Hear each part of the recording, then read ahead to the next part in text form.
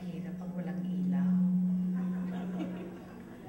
Hindi ko kayo nakikita. Magandang hapon po sa inyong lahat. Yan. Hindi ba mas maganda to? Yan. Ako po, nakikita niyo. Hindi. Ang lighting. To all my colleagues, honored guests, friends, good afternoon.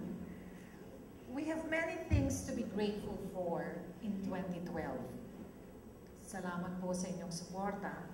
ABS-CBN reached its biggest nationwide viewership ever at 44% with walang hanggan. Maraming salamat.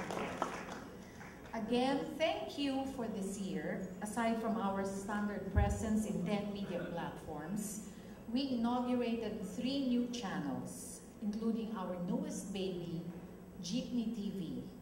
It's on Channel 69 of Sky Cable. Napapanood niyo po ba? Madami po bang alaala ang dinadala nito? Ano po ang mga pinapanood ninyo? Kayo po. Malakas po yung yes ninyo, yung nakatanong ako.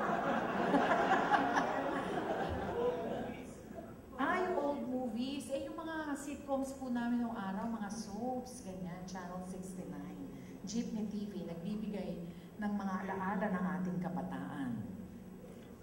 Plus, our Kapamilya shows can now be seen in Hong Kong through our partnership with China Mobile and in Singapore via StarHub. Salamat din, KBP, dahil sa inyong laban sa cybercrime, sa inyong pagtataguyod ng self-regulation, at sa darating na Araw Awards. Facing you right now, I will take this opportunity to personally thank you for starting my career. Dahil kung hindi po sa inyo, lalo na sa mga provincial radio stations, wala po ako ngayon dito.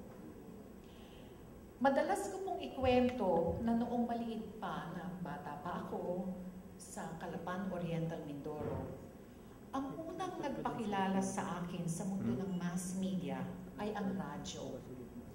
In particular, isang Avigon transistor radio.